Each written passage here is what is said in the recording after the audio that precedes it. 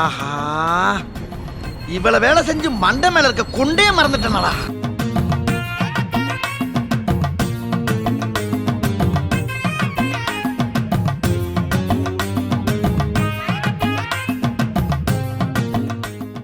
சென்னை முகப்பேரில் கடப்பாறையுடன் வந்த கொள்ளையன் நகை அடகு கடையின் ஷட்டரை உடைத்து கொள்ளையடிக்க முயன்ற நிலையில் செல்போனில் சிசிடிவி காட்சிகளை பார்த்த கடை உரிமையாளர் விரைந்து வந்து அவரை பிடித்து காவல்துறையில் ஒப்படைத்தார்.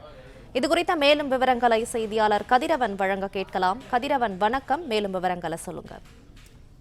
சென்னை முகப்பேர் பகுதியில பீகார் இளைஞர் ஒருவர் அடகு கடையின் பூட்டை உடைத்து கொள்ளை முயற்சியில் ஈடுபட்ட தொடர்பான சிசிடிவி காட்சிகள் வெளியாகி இருக்கிறது.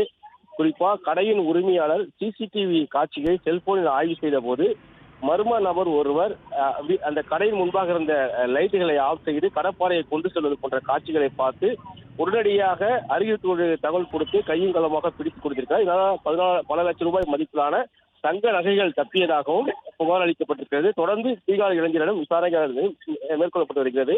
முகப்பேர் நொழுமூர் பகுதியில் தான் அம்பிகா என்ற பெயரில் அடகு கடை நடத்தி வருகிறார் கணேஷ் என்பவர். 6 ஆண்டுகளாக நடந்து வரக்கூடிய நிலையில நேற்று வழக்கம் போல கடையை மூடிவிட்டு வீட்டுக்கு சென்ற நிலையில நள்ளிரவு நேரத்துல மர்ம நபர் ஒருவர் அவர் கடையின் அருகே அமர்ந்து கொண்டு முதலில் விளக்குகளை ஆய்வு செய்வதும் அதன் பின்பாக கடப்பாறையை எடுத்துக்கொண்டு அவர் கடைக்கு செல்வது போன்ற காட்சிகளை பார்த்து அதிர்ச்சி அடைந்திருக்கிறார். உடனடியாக வீட்டின் உரிமையாளர் ராஜேந்திரன் என்பவருக்கு தகவல் கொடுத்ததன் பேரில் போலீசார் உடனடியாக சம்பவ இடத்துக்கு விரைந்தும் அந்த பீகார் இளைஞரை தற்போது கைது செய்திருக்கிறார்கள். அவரது பெயர் கோவிந்த் சர்மா என்பதும் தெரிய வந்திருக்கிறது. தொடர்ச்சியாக அவரிடம் விசாரணைகள் நடத்தப்பட்டு வருகிறது.